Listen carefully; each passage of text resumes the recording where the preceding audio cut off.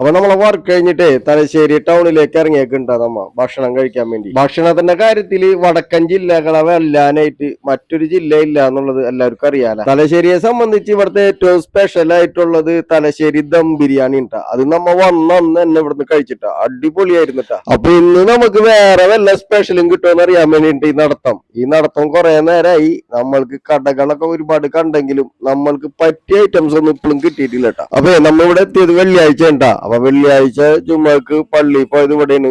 അപ്പൊ ആ പള്ളിയിൽ വെച്ച് എന്റെ വാച്ച് മറന്നുപോയി. അപ്പൊ വാച്ച് എടുക്കാൻ വേണ്ടിട്ടാണ് ഇപ്പൊ ഈ പോണത്. വാച്ച് കിട്ടിക്കഴിഞ്ഞാല് നമുക്ക് വളരെ സന്തോഷം. അവിടെ ഉണ്ടോന്ന് അറിയില്ല, എങ്കിലും നമുക്കൊന്ന് പോയി നോക്കാട്ടാ. ഇതിന് തന്നെ അറിയിട്ടാ, നാഷണൽ റേഡിയോ ഇലക്ട്രോണിക്സിന്റെ വലിയൊരു കടയാണ്. അതേപോലെ തന്നെ മൈജി ഒരുപാട് കടകളുണ്ട് ഇവിടെ. അപ്പൊ ഇതിന്റെ തൊട്ടപ്പുറം തന്നെ എന്റെ പള്ളി വെച്ച് ജുമാക്കട വാച്ച് മറന്നു വെച്ചിട്ട്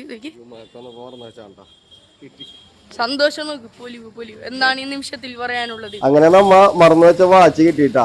സന്തോഷത്തില് നമ്മ മുന്നോട്ട് പോയപ്പോഴാണ് നമ്മൾ അപ്പാർട്ട്മെന്റിലെ താമസക്കാരനായിട്ടുള്ള നവാസ് ഖാനെ കണ്ടിട്ട്. നവാസ് ഖാനോട് കാര്യം പറഞ്ഞപ്പോ നവാസ് ഖാൻ വായോ നമുക്കൊന്ന് പോയി നോക്കാന്നും പറഞ്ഞ് ഞങ്ങളെ പിടിച്ച് വണ്ടി കയറ്റിട്ടാ. അത് കാരണം തലശ്ശേരി ടൗണൊന്ന് ഞങ്ങൾ ചെറുതായിട്ട് കറങ്ങി കണ്ടിട്ടാ. ആ കൂട്ടത്തിൽ തലശ്ശേരി സ്റ്റേഡിയവും തലശ്ശേരിയിലെ ജുമാ മസ്ജിദും ഒക്കെ ഒന്ന് കണ്ടിട്ടാ. ഇതെന്താ തലശ്ശേരി സ്റ്റേഡിയം. അപ്പൊ ഞങ്ങൾ ചെന്നപ്പോ അവിടെ ക്രിക്കറ്റ് കളി നടക്കുന്നുണ്ടായിരുന്നു. സമയം ഒരു ഏകദേശം 11:30 ആയിട്ടുണ്ട് ട്ടാ. ഈ സമയത്തും നല്ല അടിപൊളി ഒരു ക്രിക്കറ്റ് കളി നടന്നുകൊണ്ടിരിക്കുന്നു. അപ്പൊ ഇതിന്റെ നേരെ ഓപ്പോസിറ്റ് ഉണ്ടാ തലശ്ശേരി ജുമാ മസ്ജിദ്. ഇതുണ്ടാ തലശ്ശേരി ജുമാ മസ്ജിദ്. വളരെ മനോഹരമായ പള്ളിട്ടാ. എനിക്ക് ഭയങ്കര ഇഷ്ടമായിട്ട് ഈ പള്ളി കണ്ടപ്പോ.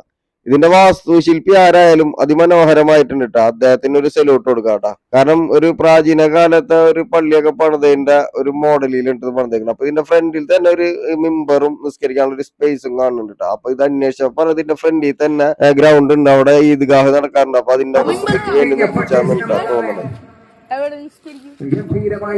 അപ്പൊ ഇതുണ്ട് നവാസ്ക ഞങ്ങൾക്ക് കുറെ കാര്യങ്ങളൊക്കെ പറഞ്ഞ് മനസ്സിലാക്കി തരുന്നുണ്ട. അപ്പൊ ഈദ്ഗാഹ് നടക്കുന്ന ഗ്രൗണ്ട് അതിന് മുമ്പറിയിലാണ് ഖുതുബ നടത്താറ്, നിസ്കരിക്കുന്ന സ്ഥലം, ഇതൊക്കെ കാണിച്ചു തരുന്ന മൂപ്പരുണ്ടാ. അപ്പൊ ഇതിന്റെ ബാക്കി വിശേഷം നാളെ ട്ടാ. ബൈ.